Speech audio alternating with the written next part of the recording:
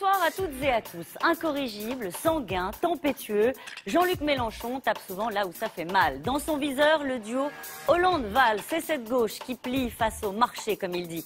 Quand les électeurs sanctionnent, quand les Verts claquent la porte, quand certains députés organisent la fronde, il y voit le signal qu'une autre gauche est possible. Hier, il a marché contre l'austérité. C'est le message qu'il portera aussi aux européennes. Vos questions, vos commentaires avec Bastien Hugues à la fin de l'émission. C'est politique, c'est parti.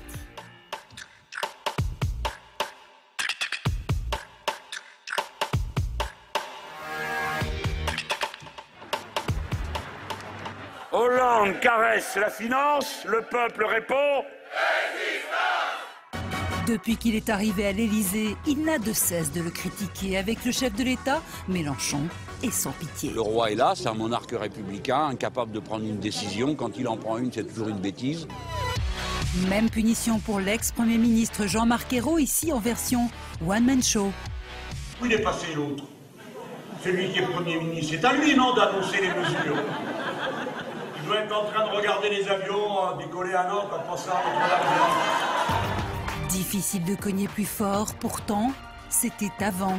Avant le virage social-démocrate, avant le pacte de responsabilité, avant que son cauchemar ne devienne réalité. Il nomme comme Premier ministre le plus grand commun diviseur possible de la gauche. Manuel Valls. Valls à Matignon, le pire du pire pour Jean-Luc Mélenchon, qui du coup a commencé à draguer les Verts pour mieux faire opposition. Vous savez, je joue souvent de la mandoline tout seul sous la fenêtre et puis à la fin, je me prends un seau d'eau froide. Et à force de s'indigner, le cogneur parfois est fatigué. Je ressens une immense colère et la difficulté d'arriver à la mettre en mots et en scène épuise. Bonjour Jean-Luc Mélenchon. Bonjour. Alors vous ressentez parfois une immense colère, mais vous êtes épuisé? Ça vous arrive d'être épuisé de vous battre? Il m'arrive d'être épuisé, en effet, parce que c'est un rude combat, mais le moteur se remet toujours en marche, notamment parce que beaucoup de gens, après, vous voyez cette petite séquence que vous avez passée, je me suis rendu compte que j'aurais pas dû dire ça, parce que beaucoup de gens s'inquiétaient. Elles me disaient, non, ne nous laissez pas tomber, bon, bref. Alors je me suis senti, peut-être que c'est un peu mégalo, mais investi. Alors bon, allez. Mais qu'est-ce qui vous épuise dans la façon dont se déroule le débat politique? Puisque c'est ça le sujet. La difficulté d'arriver à avoir le temps d'exprimer la cohérence de ma pensée, ce que je crois être sa profondeur, mes plans, ma vision du futur, mon analyse de la géopolitique, qui est toujours ramenée à deux caricatures, mon idée du développement économique du pays, écologiquement responsable, qu'est-ce que ça veut dire concrètement? On n'a pas le temps. Si vous voulez, la vie politique, je le comprends, ça a été réduite, et moi-même j'ai participé en essayant d'utiliser la situation, avec un bon mot par ici, un trait par là, bon... Et au fond, on n'en sort pas, quoi. Et ça, c'est épuisant pour un intellectuel. Ça veut dire que vous avez changé votre manière de faire de la politique? Alors, vous êtes remis en question sur la méthode, ouais, sur la manière? Bah, écoutez, dans la vie, on a tous des regrets, n'est-ce pas? Bon, l'essentiel, c'est de ne pas avoir des remords. Les regrets, on vit avec et on en fait de l'expérience. Les remords, c'est tuant. Je n'ai pas de remords. J'ai bien fait de quitter le mouvement socialiste, j'ai bien fait de m'engager dans la construction du front de gauche, et je crois que ce qu'on fait est intéressant. Mais il faut savoir s'adapter au moment. Quand je voulais être l'incarnation du bruit et de la fureur, c'est que j'estimais que ce bruit et cette fureur n'étaient pas visibles, n'étaient pas entendus. Je crois que maintenant, c'est entendu. On voit la masse d'abstention. Même les plus droitiers du pays comprennent que le peuple souffre profondément. Et il faut passer plutôt à une façon d'exprimer les choses qui donne le goût du futur. C'est-à-dire, oui, nous sommes dans une crise et ce qui arrive est encore pire que tout ce qu'on a connu jusqu'à présent. Mais il faut se dire que la difficulté est une opportunité. Comment s'en saisir pour en tirer du bon? Une forme d'espoir. Oui. Le goût du futur, je vais résumer ça comme ça. Le goût du futur, après le bruit et la fureur, on va résumer ça comme ça. Allez, on va voir si ça marchera moins bien, parce que dans le goût du futur, ça ne saigne pas assez pour la sphère médiatique. Bon, vous allez peut-être être saignant là, avec ce sondage, à la une du JDD. Le grand écart, titre le journal. Hollande, 18% de satisfaits, Valls, 58%. C'est inédit, un tel écart. Au sommet de l'exécutif, ça vous fait déjà sourire. Est-ce que votre avis, François Hollande, peut profiter de la popularité de Manuel Valls? Est-ce qu'il va en souffrir? Franchement, ça m'est complètement indifférent, parce que ces deux-là sont comme deux olives prises dans un pressoir. D'accord? De toute façon, quoi qu'ils disent, quoi qu'ils fassent, ils peuvent marcher au plafond s'ils veulent. tant qu'ils disent oui à la Commission européenne, tant qu'ils prévoient de faire 50 milliards d'économies et d'en verser 40 milliards de cadeaux aux patrons, de toute façon, les sondages rendront bientôt compte du fait que personne ne veut de cette politique-là. Vous pouvez l'appeler Valls, vous pouvez l'appeler Hérault, vous pouvez l'appeler Schmoll ou ce que vous voulez, ça ne marche pas, ça ne donne aucun résultat en Europe et ça n'en donne pas en France. Et naturellement, aux prochaines élections européennes, je pense que les gens vont vouloir dire avec leur bulletin de vote qu'ils ne sont pas d'accord avec ça. Alors ceux qui sont de droite, ils vont le dire comme la dernière fois, avec des bulletins de droite et d'extrême droite. Et puis ceux qui sont de gauche, ils ont l'occasion de le faire avec les nôtres de bulletins de vote. Mais comment ça va se passer, à votre avis, entre les deux? Vous les connaissez bien, les deux. Lequel a le plus envie d'être candidat en 2017, à votre avis? Je ne sais pas, je ne suis pas assez intime avec eux. Ce qu'il y a de sûr, c'est que tous les deux, on manie plus facilement le rasoir que la distribution des bonbons doux. Hein. Donc, ils ne vont pas se faire de cadeaux. Je pense que Hollande a pris une décision de panique, c'est-à-dire et erronée. De panique parce que ce n'est pas un homme habitué à faire face à des situations qui soudainement lui apparaissent comme conflictuelles. C'est un homme des atermoiements, il aime bien attendre de voir où ça va se régler. Et là, il ne s'attendait pas à une dégelée pareille aux élections municipales. Honnêtement, il ne s'y attendait tellement pas qu'on a fini par douter nous-mêmes que ça allait se produire. Mais il ne s'y attendait pas. Donc en panique, il change tout le dispositif d'une manière tellement brutale et tellement nulle qu'il s'est créé lui-même tout seul toute une série de problèmes. Et là, il s'est créé un problème, à votre avis, avec Manuel Valls? Mais quel problème? Mais un problème de fond, c'est qu'il interprète le résultat de l'élection de manière un peu bébête. Il voit un vote à droite, il dit « Ah ben, les Français veulent de la droite, donc je vous nomme un Premier ministre que j'ai trouvé de plus à droite dans le Parti socialiste, je vous le nomme Premier ministre. » Il ne comprend pas que ce que l'élection montre, c'est qu'une masse de gens de gauche n'ont pas été votés, et en particulier des électeurs socialistes qui aujourd'hui sont orphelins et dans une souffrance affective, si vous voulez, qui est immense. Donc, il a fait une erreur totale, parce que Manuel Valls, que voulez-vous, ne fera jamais autre chose que du Valls, c'est-à-dire de la droite. C'est un homme qui est... C'est un homme de droite? C'est un homme qui a une politique économique et sociétale de droite. Je ne vais pas lui faire l'injure de dire qu'il n'est pas de gauche. Il veut se définir comme étant de gauche, il fait bien comme il veut. Mais ce qu'il a mis en route n'est pas de gauche. Par exemple, son discours de politique générale était tragiquement de droite. On va en parler. Ah bon, on va en parler, parce que quand même, c'est la première fois qu'on voit un homme de gauche proposer une mesure d'extrême droite à propos des cotisations sociales. On va rentrer dans le détail de son discours de politique générale sur les économies et sur le pacte de responsabilité, mais sur cette cote de popularité, un président à 18%. Ah oui, ça pose un problème ou pas? Quand son Premier ministre est à 58%. Ça pose un problème dans un système de monarchie républicaine comme l'est la Ve République, parce qu'il faut que le monarque soit tout puissant. Si c'était une république, comment je dirais, plus avérée, plus ouverte, bon, on dirait le chef du gouvernement n'est pas populaire, on verrait dans les groupes majoritaires comment s'y prendre et corriger. Là, on ne peut pas. Le système est totalement rigide. Vous votez une fois, vous avez un président et vous en mangez pendant 5 ans sur la même ligne. Donc là, il y a des aspects très drôles d'ailleurs. Vous avez vu qu'il y a 2% de gens très satisfaits de lui. 2%.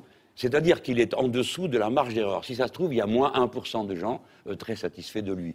Donc le système est complètement déséquilibré. La Ve République est à bout de souffle. Regardez comment François Hollande a aggravé les choses. Alors il enlève son secrétaire général de l'Élysée, il le nomme à la tête d'une institution qui est des plus importantes en France, la Caisse des dépôts et consignations, c'est l'argent public actif. On nomme quelqu'un qui peut-être a le talent de ça, mais ne l'a pas prouvé jusqu'à présent, change le premier secrétaire du PS, c'est du jamais vu. Ça, c'était l'UMP qui faisait ça, c'est normal, c'est leur manière d'être, je ne veux pas le critiquer. Ils ont ce système du chef, mais pas dans la gauche, on ne fait pas ça. Eh bien, il l'a fait. Si bien qu'il a créé un trouble immense, je pense qu'il va bientôt se vérifier par le fait que ce système, les gens vont enfin comprendre qu'il est à bout de souffle et qu'il faut venir à une démocratie plus respirante, plus souple, plus ouverte sur l'opinion des gens. Le problème, c'est qu'on entend bien que la politique menée par François Hollande et Manuel Valls ne vous satisfait pas, mais après, qu'est-ce qui va se passer à l'Assemblée nationale? La gauche va continuer à voter, va contourner la dissolution, parce que c'est ça qui se passe ensuite. Vous avez dit cette semaine, la dissolution, non, parce que il faudrait remettre la droite au pouvoir et je ne le veux pas. On m'a posé la question, est-ce que vous êtes pour la dissolution? Bon, je sais bien que si je réponds oui, on va me dire, mais vous êtes devenu complètement fou, nous allons perdre des élections législatives, est-ce cela que vous voulez? Donc c'est plus par ruse de vocabulaire que par conviction personnelle. Moi, j'estime que la démocratie n'est jamais de trop dans une démocratie. Si je gouvernais le pays, on voterait beaucoup. Par référendum, par consultation, sur ceci, sur cela, notamment sur la politique européenne. C'est ça qu'il faudrait que fasse François Hollande. Mais il a très mal commencé le quinquennat, parce qu'il avait dit « je vais renégocier le traité européen », il arrive à voir Mme Merkel et il signe tout.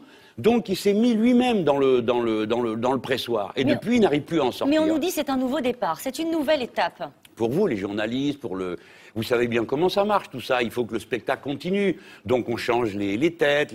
C'est la même pièce, mais les acteurs ont changé. Alors on se dit, ah, celui-là le joue mieux que l'autre. Mais le fond reste le même. Valsero, c'est pareil. Ah ben non, dans le style, c'est très différent. Bon, moi j'ai appris, comme vous, en vous écoutant tous, à distinguer les styles. Bon, ce pauvre héros avait l'air tout le temps navré, désolé, fatigué par ce qu'il faisait. Valls, c'est plus dynamique, mais le fond est aussi cruel. Je vais prendre des choses simples. L'année dernière, 120 000 personnes se sont vues couper l'eau.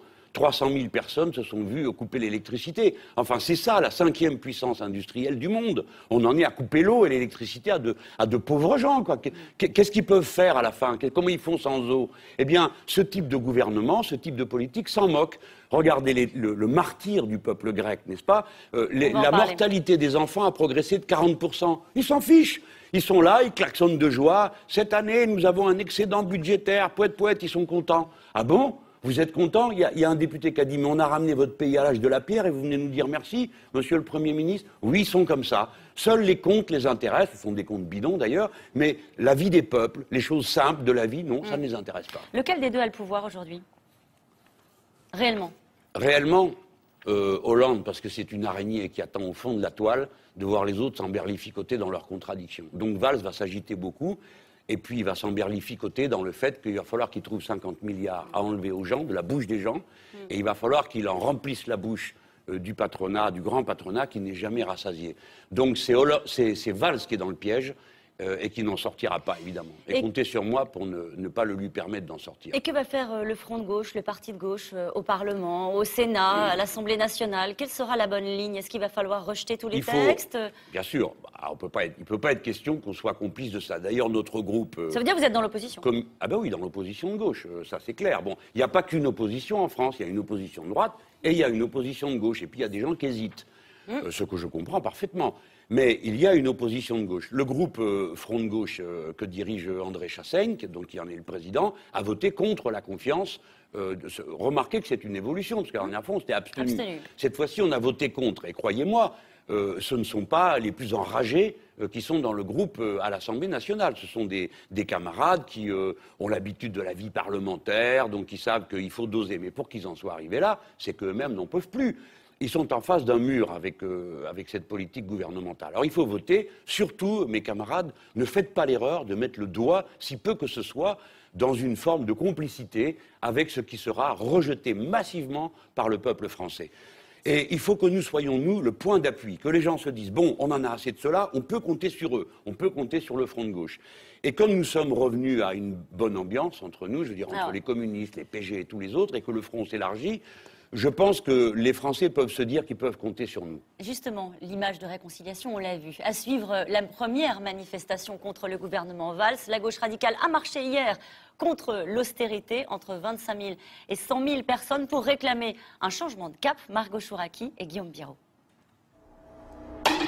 Si terribles soient les misères qui s'abattent sur les nôtres, les jours heureux reviendront, car nous sommes là pour en préparer le chemin.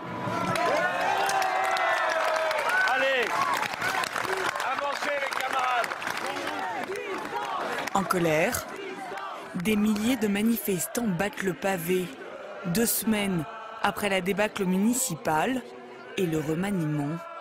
La gauche de la gauche unie avec même quelques écologistes et qui se rêvent en alternative à la majorité socialiste. Cette manifestation, c'est le signal de départ que les forces de gauche qui refusent l'austérité, elles se remettent en mouvement ensemble.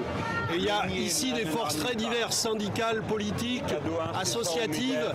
Il y a des écologistes, il y a des socialistes qui ne partagent pas les choix que vient de faire François Hollande après les élections municipales. La première différence entre le gouvernement Ayrault et le gouvernement Valls, c'est que la première manifestation à laquelle est confronté le gouvernement Valls, c'est une manifestation de gauche et pas des manifestations d'extrême droite ou d'ultra-droite comme le gouvernement Ayrault a connu pendant des mois et des mois. Et ça, c'est extrêmement important parce que ça veut dire qu'il y a une nouvelle séquence politique qui s'ouvre. Entre 25 000 et 100 000 personnes manifestaient hier dans les rues de Paris, alors que le Front de gauche vient tout juste de lancer sa campagne pour les européennes du 25 mai. Quoi, cette marche au fond? Il y en aura d'autres? Oui, De toute façon, elle a d'abord une vocation. Nous sommes en démocratie et nous voulons montrer qu'il existe une opposition de gauche. Il ne faut pas laisser la vie du pays être enfermée entre nous sommes d'accord avec François Hollande et nous nous coupons la gorge nous-mêmes, nous sommes d'accord pour donner nos salaires, nous sommes d'accord pour la misère et l'austérité, ou bien nous sommes repeints en fascistes ou en droite. Ce n'est pas possible. Donc il faut ouvrir un autre chemin. Et notre rôle est de montrer que ce chemin est ouvert. Il est par une coalition qui va s'élargissant à mesure que les circonstances obligent chacun à prendre position. Ce n'est pas moi qui ai séduit les Verts, je vous le dis tout de suite, ni même Besancenot. Mais les circonstances sont telles qu'on en vient à s'opposer. Rappelez-vous qu'au début, je n'acceptais pas le mot opposition de gauche. Non, je disais, ah ben non, écoutez, on n'a pas envie de se mettre... Vous l'assumez désormais. Mais les circonstances nous ont poussés à nous mettre dans cette posture. De même, les écologistes que vous voyez là, il y en aura d'autres. Alors pourquoi vous dites qu'il y en aura d'autres? Parce que Cécile Duflot, elle a été très claire. Elle vous a répondu à la main tendue, clairement, que vous lui avez adressée. Je ne crois pas à la guerre des gauches. Et elle ajoute, et l'écologie politique ne servira jamais de variable d'ajustement dans les règlements de compte entre les forces déclinantes du productivisme. C'est à vous, là, qu'elle s'adresse. Elle vous dit non. Mais je suis d'accord avec tout ce qui est dit là. Je suis complètement d'accord avec ce qu'elle dit. Je ne suis pas pour la guerre des gauches, dans la mesure où je considère que le gouvernement de Valls n'est pas un gouvernement de politique de gauche. Si nous étions en train de nous disputer entre des réformistes et des révolutionnaires, c'est-à-dire les uns diraient, comme dans les années 70, le SMIC à 1000 francs, non, à 1200, et alors commence une bagarre incroyable, et à la fin on a failli pas avoir du tout de SMIC. Bon. Mais ce n'est pas de ça dont on parle. On parle d'une politique de gauche et d'une politique de droite. La politique économique du gouvernement Valls, c'est une politique de droite. Donc je ne suis pas pour la guerre des gauches du tout. Je suis au contraire pour que tous les gens de gauche s'accordent sur une gauche alternative. Deuxièmement, là où elle a encore plus raison, c'est que l'écologie politique n'a pas à servir de variable d'ajustement aux anciennes forces productivistes. Il faut être le paradigme écologique, c'est-à-dire la vision écologique du futur doit réorganiser toutes nos anciennes convictions. Moi, je suis un éco-socialiste. Je ne suis plus l'homme politique que j'ai été il y a 30 ans, qui était persuadé qu'avec le béton et l'électricité, on allait tout régler. Alors pourquoi vous êtes si sûr de vous? Pourquoi vous dites elle viendra? Ils viendront, les Parce Verts, que les écolos? tous ces gens, il y a un principe de sincérité.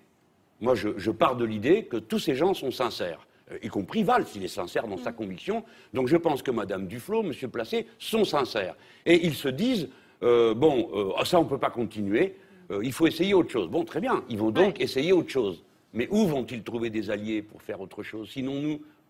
Bon, où vont-ils trouver des alliés, sinon dans l'opposition de gauche qui se trouve à l'intérieur du Parti socialiste, qui n'est pas très courageuse, mais qui est là, qui porte la parole, qui essaye aussi de tirer dans l'autre sens. Donc, leur pente va les amener, un jour ou l'autre, à engager le dialogue avec nous. Et comme nous ne sommes pas rancuniers, nous ne sommes pas sectaires, nous ne demandons à personne de signer des papiers pour récuser leur passé. Alors, nous leur ouvrons les bras. Donc et vous voulez marcher devant, leur dirais-je. Vous voulez marcher devant. Marchez, je porte vos bagages. Si vous voulez. Donc vous êtes un allié des écolos, vous pouvez être aussi un allié de ces députés frondeurs qu'on a entendus cette semaine, qui sont encore socialistes, mais qui disent attention, pas à marche forcée, on veut un pacte de majorité.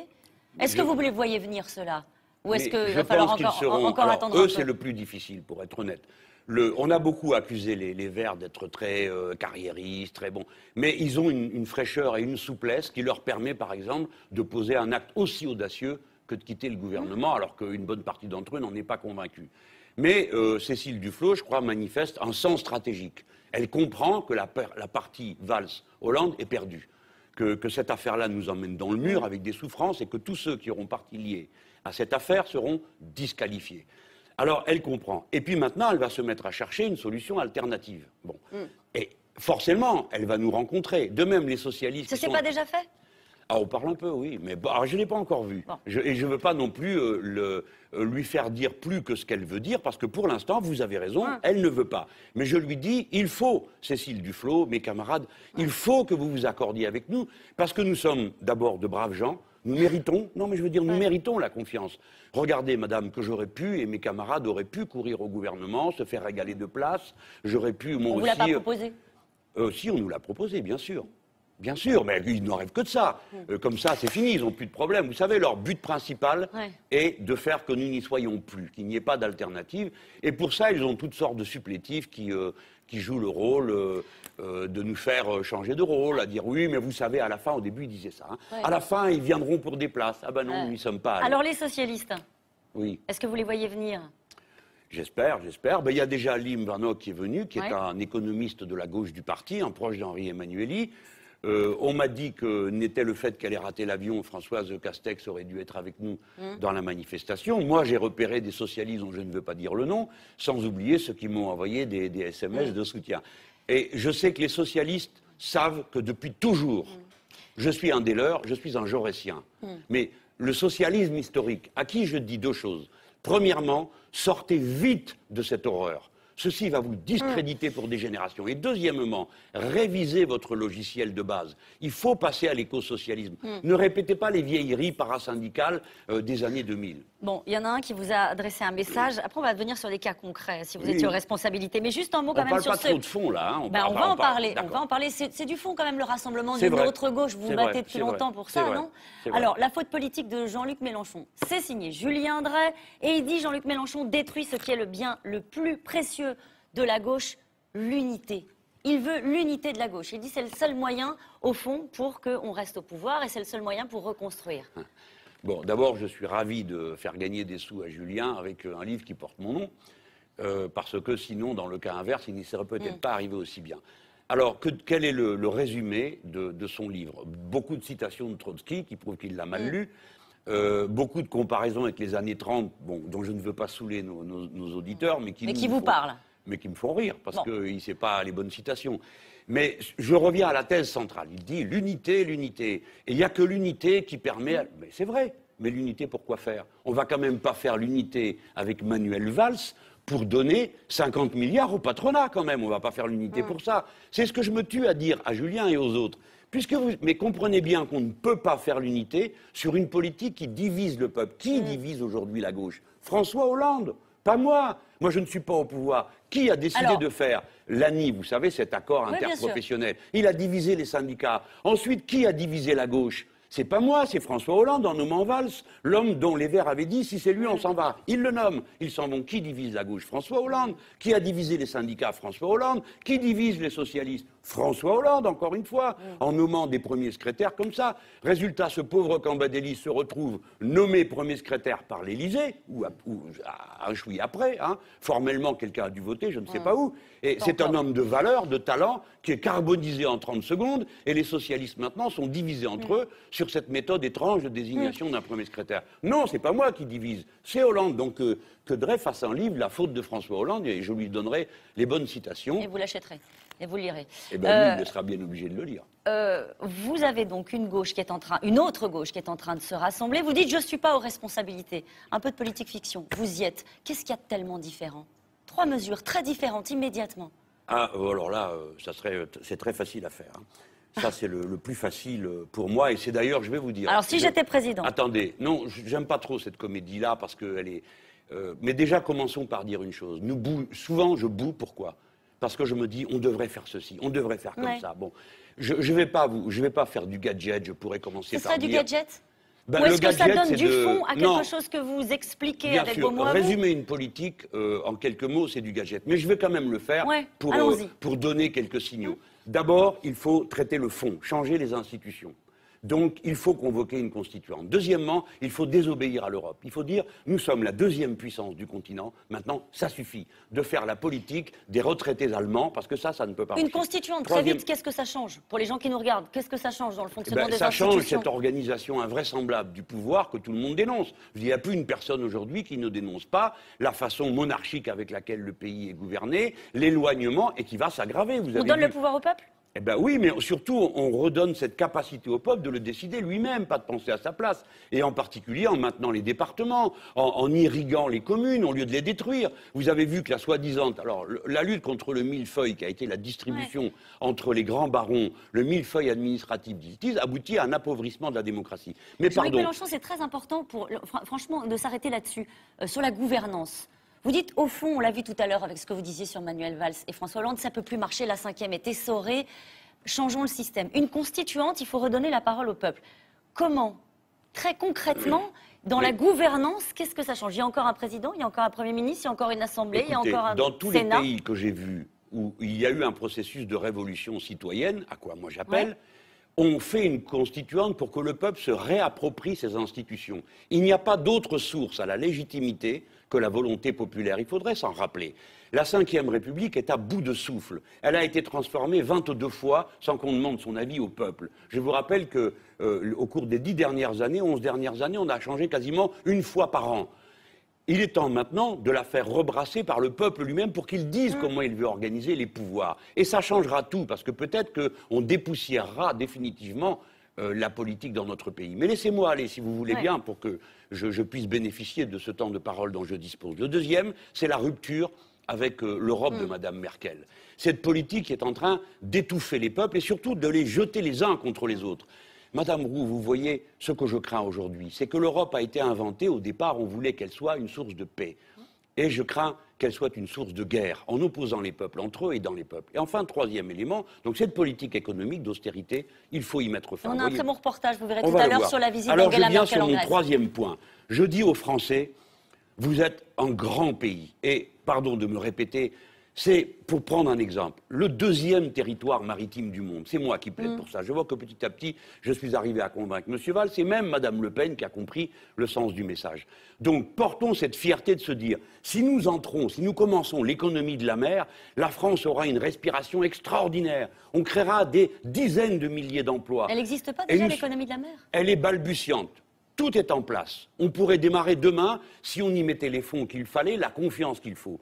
Construire, déconstruire des navires pour ne plus s'exposer au ridicule de la situation, peut-être vous en souvenez-vous, de ce malheureux Clémenceau qui a erré en mer, que personne ne savait déconstruire. Mais surtout, faire la culture des algues, installer les hydroliennes en mer, commencer à gérer proprement la mer. Savez-vous que la mer, le capitalisme y est entré, les êtres humains vont y entrer. Nous sommes 7 milliards, nous entrerons Et en pourquoi mer. ce serait mieux que le capitalisme de la terre et que développer cette économie-là? Alors voilà, c'est l'occasion, c'est enfin l'occasion d'une belle page propre pour les êtres humains.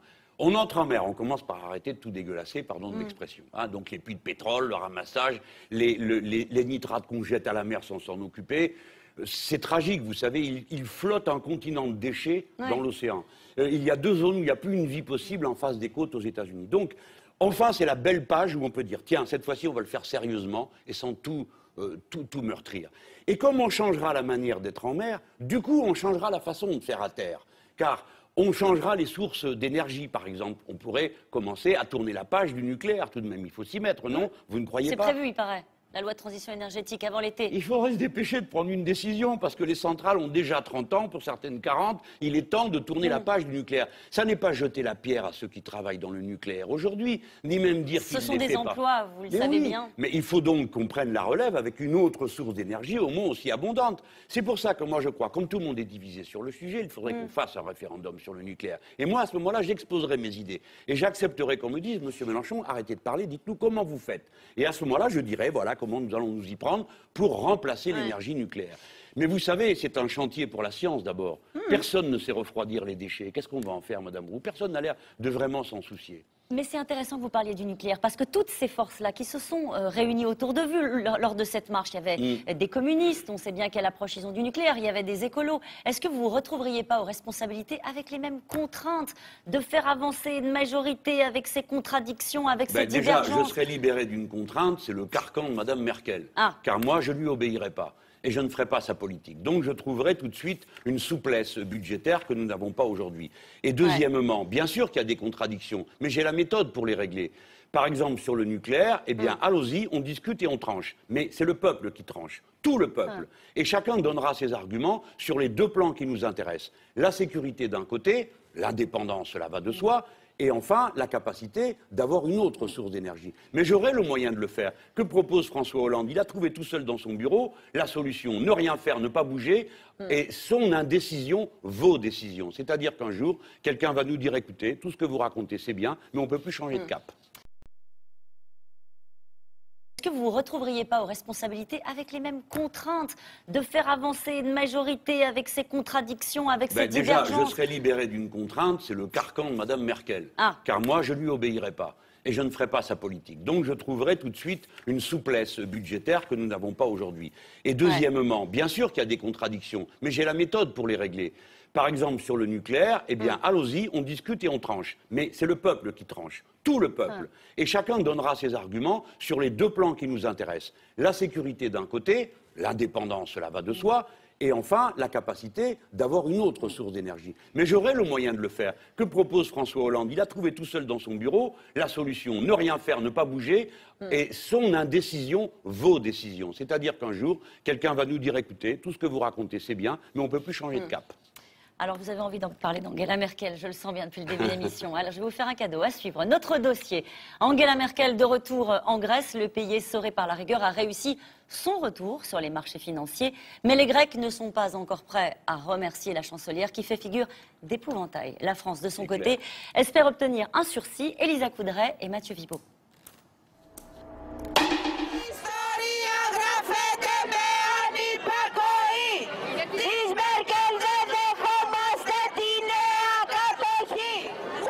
Merkel, persona non grata dans les rues d'Athènes, incarnation d'une austérité détestée. Merkel, pour les Grecs, c'est l'ennemi. C'est la mauvaise politique. La politique qui nous a tous mis au chômage. Alors qu'importe si les autorités ont interdit toute manifestation. Au même moment, à quelques rues de là, et sous haute surveillance, la chancelière est reçue par le Premier ministre Samaras. Une visite pour saluer le retour de la Grèce sur les marchés après 4 ans d'absence. Une victoire, dit-on ici. Je crois fermement qu'après une phase très dure et qui n'est pas terminée pour un grand nombre de Grecs, je crois qu'il reste à ce pays d'innombrables possibilités à explorer, des capacités qui n'ont pas été exploitées et sur lesquelles la Grèce peut compter après avoir emprunté un chemin difficile. Fini les discours de rigueur budgétaire. Merkel, tout sourire, distribue les encouragements. Un changement de ton pour une opération réhabilitation à quelques semaines des élections européennes. Dans les sondages, le parti Syriza, la gauche radicale, est au coude à coude avec la majorité au pouvoir. Dans la rue, ces militants ne croient pas au message optimiste de Merkel. Est-ce que les choses vont mieux pour la Grèce? Mais les faits parlent d'eux-mêmes. Après 4 années d'austérité, il y a eu 4000 suicides et le chômage des jeunes de moins de 25 ans a atteint les 60%. Les marchés et les instances européennes mettent en avant un succès, et cela pour une seule raison, que tous les peuples des pays de l'Union continuent de se soumettre aux politiques d'austérité. Mais c'est un autre parti qui fait trembler l'Europe. Les néo-nazis d'Aube dorée. Eux aussi réunissaient leurs partisans vendredi. À la tribune, les leaders enchaînent les discours musclés qui promettent à une Grèce humiliée de relever la tête. Merkel a reçu notre message. Raos. Merkel, l'usurière, a compris. Ses pions, Samaras et compagnie sont morts politiquement. C'est fini. Le temps de l'Aube dorée est venu. L'Europe a maintenu la Grèce dans une position d'infériorité. Il n'y a que l'intérêt des grands pays qui compte, surtout celui de l'Allemagne. L'Aube dorée, qui pourrait le 25 mai dépasser les 10% et devenir la 3e force politique du pays. Le problème, quand on regarde ce reportage, c'est qu'on se dit entre la gauche radicale et l'extrême droite, au fond, vous avez une seule personne en ligne de mire. C'est Angela Merkel. Vous vous retrouvez sur ce combat-là? Oui, mais votre commentaire lui-même est aussi tendancieux que ce reportage. Parce que, évidemment, une fois qu'on a dit ça, qu'est-ce qu'il reste à faire? Ne rien dire de Mme Merkel. Est-ce que vous... Là, on vient de voir quelque chose, pardon de vous le dire, qui est très déséquilibré. Aube dorée fait 7%. Nous, 29%. Donc, est-ce que l'image à montrer, c'est le congrès de ce ramassis de nazis qui, eux, confondent, ont une attitude ethnique contre les Allemands? Pas les nôtres. Les nôtres, vous les avez entendus avant, qu'est-ce qu'ils disent? Ils disent la politique de Mme Merkel. Moi, je dis la politique de Mme Merkel, je ne dis pas les Allemands en général. Donc c'est très ça la important. différence, mais c'est important de le souligner, ça. Ah ben, c'est vital. Nous sommes unis au peuple allemand, aux Allemands eux-mêmes. Ils souffrent plus que nous, les Allemands, de cette politique soi-disant merveilleuse. C'est en Allemagne qu'il y a le plus de pauvres, comparativement à la situation du pays. C'est en Allemagne qu'ils ont inventé les jobs à 1 euro. Les Allemands souffrent de la politique de Mme Merkel. La politique de Mme Merkel, c'est la politique de la droite allemande, qui est faite pour un secteur de la population allemande, je peux dire lesquels, les retraités par capitalisation, comprenez-le. Ce n'est pas une affaire de nationalité, c'est une affaire d'organisation politique et économique. Pour que les retraites par capitalisation soient payées, il faut qu'il y ait beaucoup de dividendes payés au fonds de pension. Donc, ils sont obligés d'avoir le niveau le plus élevé de taux de profit. Et deuxièmement, il faut que les retraites par capitalisation ne fondent pas, donc il leur faut un euro fort. Pardon, mais en quelques formules, je viens de vous résumer la cause de tous nos malheurs. Et comme Mme Merkel est puissante en Europe et que c'est la politique du capital, tous les autres disent bravo. Donc là, ce que vous venez de voir, c'est un peuple qui n'en peut plus. Et à nous, qu'est-ce qu'on nous répond? Chaque fois que nous disons on n'en peut plus, on fait autre chose, on dit ah oui, mais vous avez vu l'extrême droite.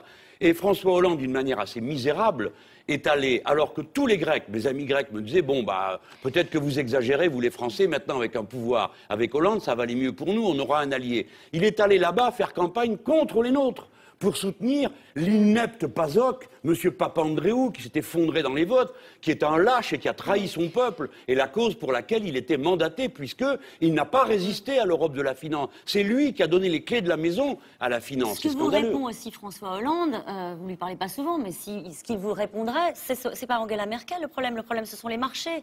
Une augmentation de 0,5 point des taux, c'est 4 milliards d'euros. Et voilà. Par conséquent, s'ils valent jusqu'au bout, je conseillerais le rétablissement de l'esclavage. Parce qu'il n'y aurait plus de cotisations sociales à payer, il n'y aurait plus de salaire, et les marchés seraient très contents de nous. C'est absurde, Madame Roux. La société est organisée, et il faut que chacun y trouve son compte. Les salariés doivent avoir leur compte. Les braves gens doivent pouvoir trouver du travail. Alors, le taux d'intérêt, figurez-vous, qu'il ne fait peur qu'à ceux qui ont envie d'avoir peur.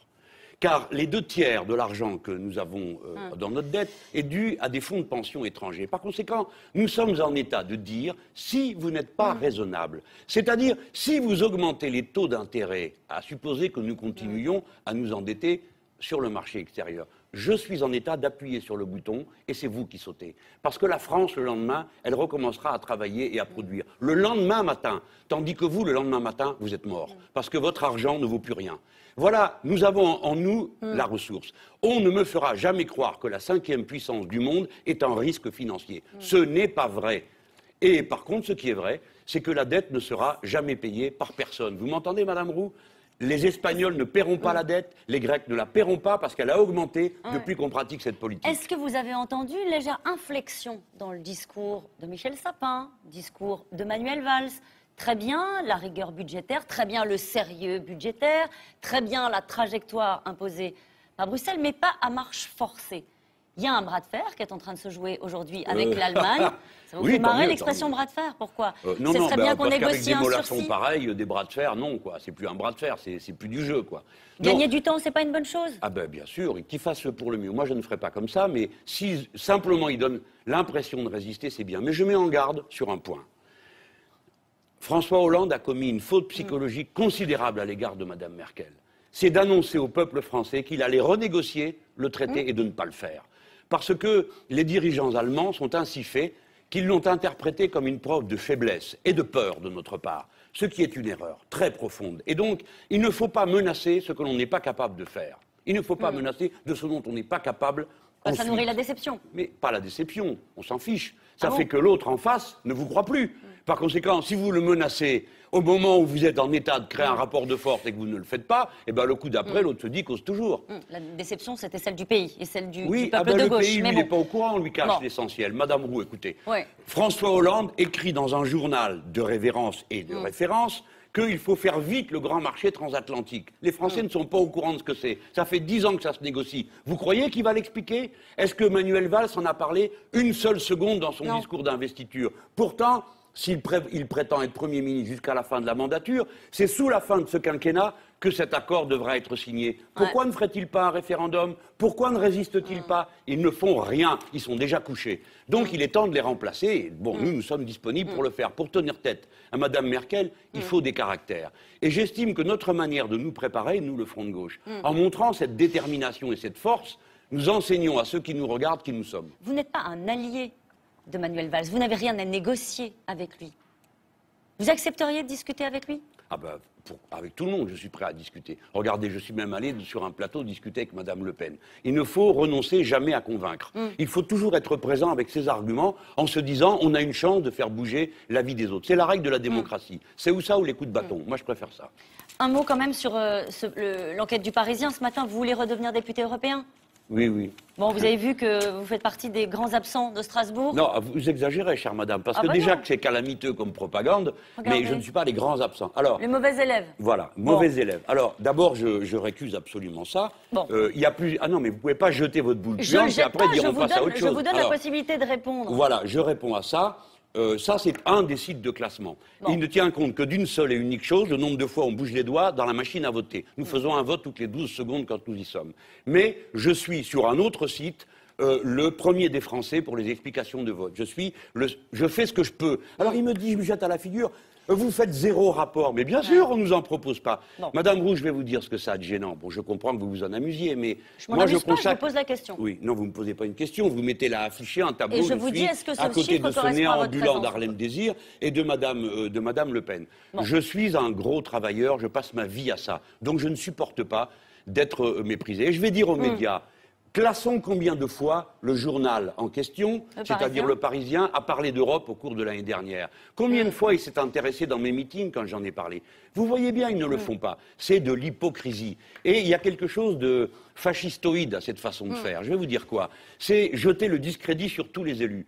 Sauf, évidemment, le journaliste qui révèle la vérité, etc. C'est-à-dire que c'est une façon de discréditer tout le monde. Moi, je suis un guerrier parlementaire. Bon. Ma manière d'être parlementaire, écoutez bien ça, j'ai rendu compte de toutes mes absences. Qui le fait? Quand je suis absent, où suis-je? En train de faire la fête avec Madame Roux? Non. Je suis dans la rue, en train de manifester, en train de mener la bataille, d'écrire des livres, de faire des discours, et je me bats pour défendre contre cette Europe une autre idée de l'alliance des peuples. Il faudrait en parler. Ce n'est pas juste de traîner dans la boue les gens comme ça. Ce n'est pas juste.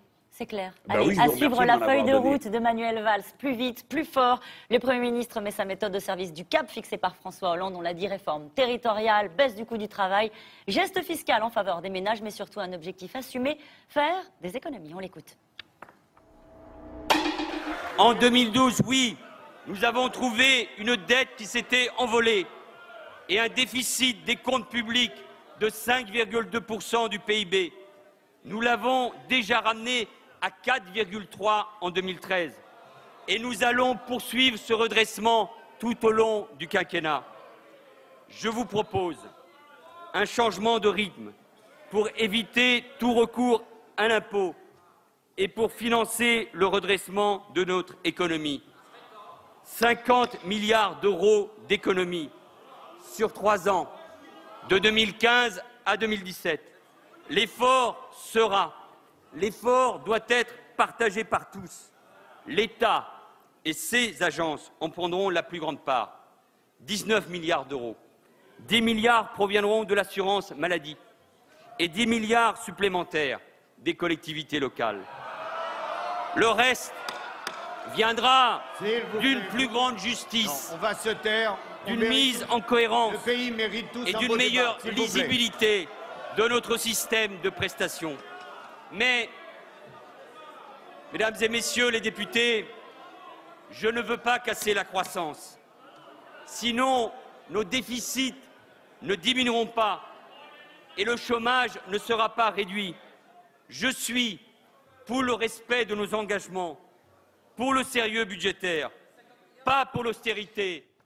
Voilà l'inflexion dont on parlait tout à l'heure, pas pour l'austérité.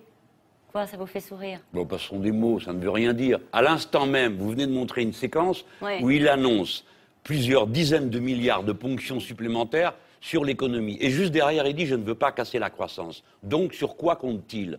Comment pouvez-vous enlever 10 milliards sur le fonctionnement du système social et de santé français, 10 milliards sur les collectivités locales, 10 milliards encore dans le budget de l'État? Vous enlevez tout ça et ça marche comment? Il compte sur un truc, l'entreprise. Voilà. Non? L'entreprise. Voilà. Non? Ça, c'est le mot magique. Mais parce que vous croyez que les entreprises, par quoi croyez-vous qu'elles sont mues? Par les baisses, comme vous dites, de charges? Mais c'est une mauvaise plaisanterie. Baisse du coût du travail, non? La possibilité d'employer, d'embaucher. Vous pensez que plus on baisse le coût du travail, plus la possibilité d'embaucher augmente? Bah, c'était ça, la gauche demandait même des contreparties au pacte de responsabilité. Voilà. Eh bien, pourquoi il n'y en a pas? Parce que tout simplement, c'est impossible. L'entreprise ne fonctionne pas sur des normes purement financières comme celles qu'énoncent ces socialistes qui ne connaissent que la très grande entreprise. Ce qui est le moteur de l'entreprise, c'est le carnet de commandes. Et pour que le carnet de commandes soit riche et abondant, il ne suffit pas seulement de produire n'importe quoi, n'importe comment, en ne tenant aucun compte des ravages écologiques. Il faut, et donc pour que le prix soit bas, il faut produire des objets de qualité nécessaires et que le carnet de commandes soit abondant. Quand le carnet de commandes est abondant, le patron râle. Bien sûr, il râle tout le temps. Tous les Français râlent tout le temps. Il ne faut pas se repérer là-dessus. Il faut se repérer sur le fait que la boîte tourne. Et pour qu'elle tourne, il faut qu'il y ait un volant d'entraînement. Monsieur Valls, comme Monsieur Hollande, comme tous les sociolibéraux de droite du continent, pensent que c'est en abaissant ce qu'ils appellent le coût du travail. Madame Roux, écoutez-moi. Le travail ne coûte rien. Vous m'entendez? Le travail ne coûte rien. Le travail est la source de toutes les richesses. C'est-à-dire que c'est le travail qui produit le dividende, le profit, le bénéfice, les cotisations. Il y a des charges sur le travail ou pas? Non, il y a des coûts. Il y a des prix, mais quelle charge? La cotisation sociale, c'est une charge? Vous pensez que c'est une charge? Ah ben non, c'est un salaire. C'est un salaire différé. Écoutez-moi bien, vous croyez qu'on va pouvoir avoir des usines qui tournent avec des produits dynamiques et modernes, avec des ouvriers malades qui ne peuvent pas se soigner, avec des gens qui ne peuvent pas s'arrêter quand il le faut, avec des personnes de plus de 60 ans, 62, 63, 64, à des postes de travail pénibles, ou bien au chômage, en train de se dévorer d'angoisse et de stress parce qu'ils n'arrivent pas à boucler la fin du mois. Vous le savez mieux que personne, l'objectif de ce discours-là, vous dites ce sont des mots, l'objectif c'est de redonner la confiance aux entreprises. Mais c'est de la flûte. Les entreprises n'ont pas besoin de confiance, ont besoin de carnet de commandes. Moi, j'arrive et je leur dis, nous allons faire l'économie de la mer, donc j'ai besoin de tant de milliers de tonnes d'acier. Mais pas que public. Madame, si j'emprunte à 2% sur les bas de laine des Français, en leur disant ça vous appartient, et regardez ce que je mets en face, une éolienne, une usine pour produire des algues, un atelier de déconstruction, vous êtes certain que votre argent n'est pas jeté par les fenêtres, et surtout qu'il correspond à une réalité. Alors que si vous placez votre argent à la banque et qu'elle le met dans un fonds de pension, un fonds d'investissement, si ça se trouve, vous n'en reverrez pas la couleur. Tandis que moi, je vous propose quelque chose qui existe. Savez-vous combien les Français ont dans leur bas de laine? Une année entière de fonctionnement de la France. Par conséquent, ils sont disponibles. D'ailleurs, quand on leur propose le livret A et qu'on monte le niveau, ils mettent leurs sous. Il y a des gens qui peuvent faire des économies et quand ils font des économies, aider l'économie du pays. Donc, moi, je remplis les carnets de commandes. Eux vident les poches des travailleurs. Choisissez. Quand vous entendez pacte de solidarité, en plus du pacte de responsabilité, vous vous dites au moins il a entendu une partie de ce qu'ont exprimé les Français dans les urnes? Non, il a compris que les gens en avaient après lui. Donc il essaye, comme d'habitude, de mettre des mots sur la table. Alors on va faire un pacte. Qu'est-ce que c'est que cette histoire de pacte? C'est la République elle-même qui est un pacte permanent de solidarité. Liberté, égalité, fraternité. C'est pas la peine de rajouter des mots. Dites-nous des choses concrètes. Qu'est-ce qu'il y a dans tout le discours de Manuel Valls pour la personne lambda ordinaire aujourd'hui même? Il y a une seule et unique chose. Il leur fait cadeau d'une partie de leur propre salaire, qui sont leurs cotisations sociales. Il les leur donne. C'est une idée que seule avait osé risquer Madame Le Pen. Pour quelle raison? Parce que ce salaire qu'est la cotisation sociale, c'est une obligation, c'est un bout de votre salaire. Comme vous êtes obligé de prendre une assurance pour vos mômes quand ils vont à l'école, vous êtes obligé. Donc ça vous appartient. C'est une part du salaire des travailleurs.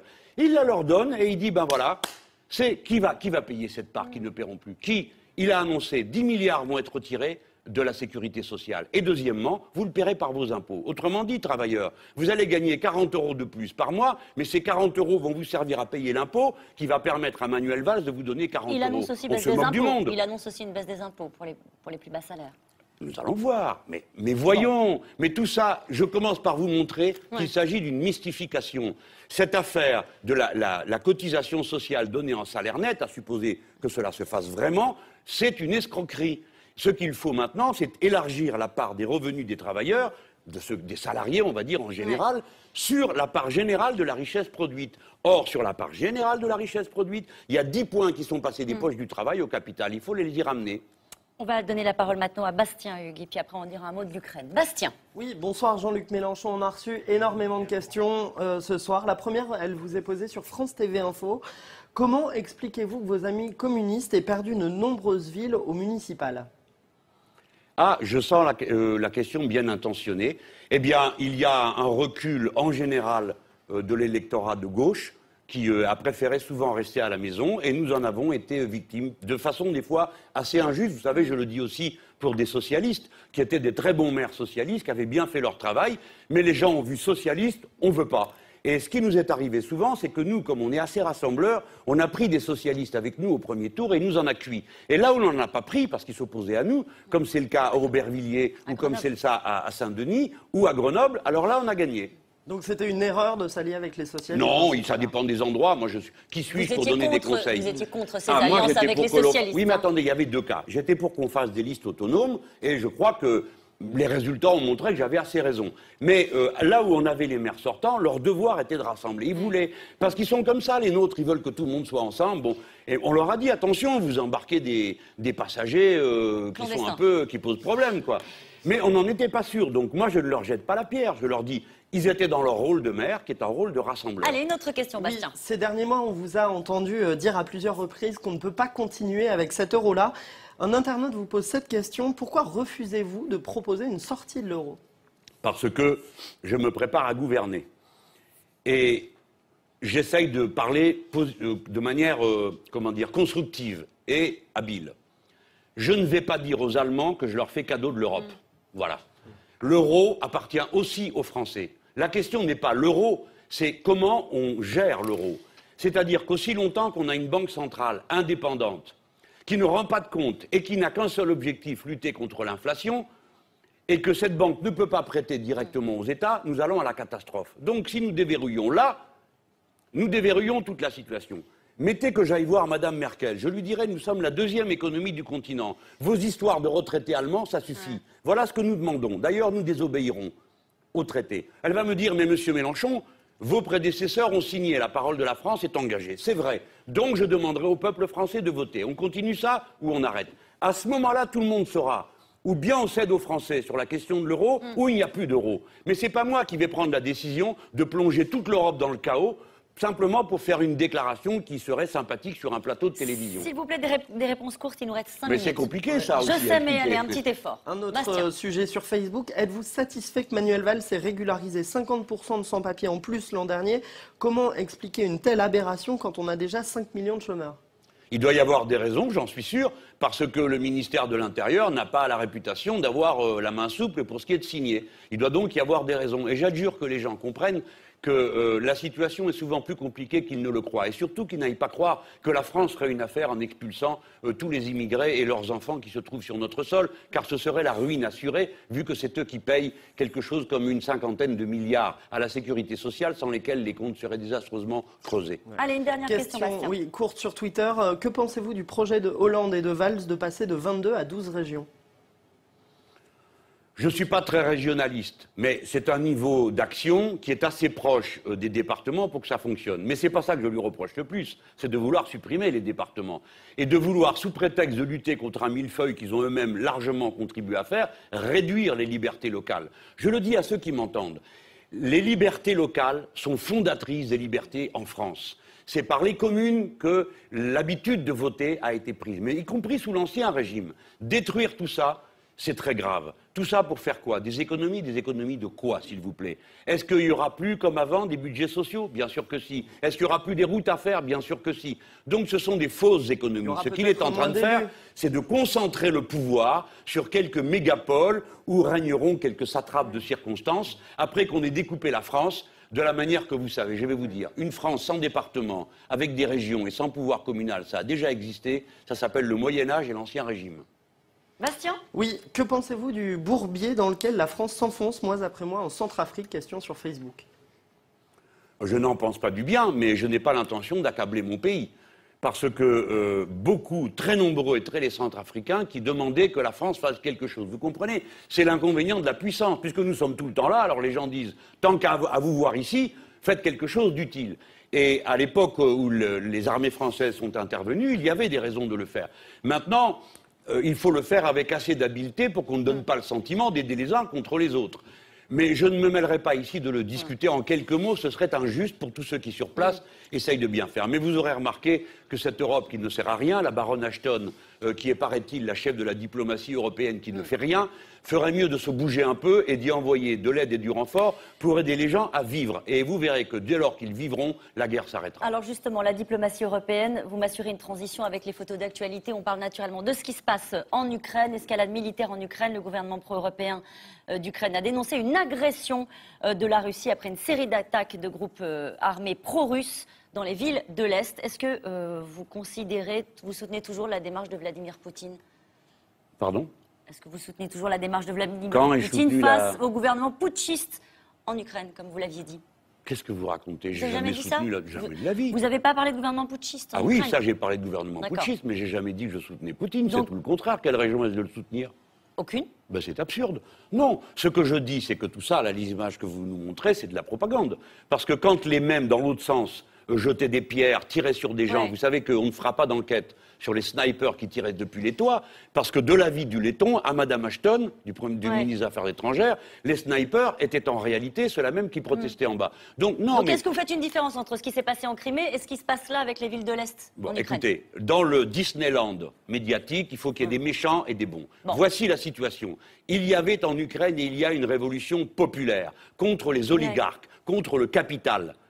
Cette révolution a échoué à plusieurs reprises et grâce à l'habileté des néo-nazis ukrainiens, parce qu'ils étaient nazis il y a encore quelques mois, ils s'appelaient national-socialistes. Madame, c'est vrai ou pas? Oui. Bon, il y a bien 6 ministres qui viennent d'un parti néo-nazi. C'est même pas le Front National, c'est des néo-nazis. Mais justement sur ce qui se passe à la frontière ukrainienne. Attendez une petite seconde. Cette révolution a été transformée de la lutte de classe, on est passé à la lutte de race ou des langues. Donc on se tape dessus entre ceux qui parlent russe et ceux qui ne parlent pas russe, etc.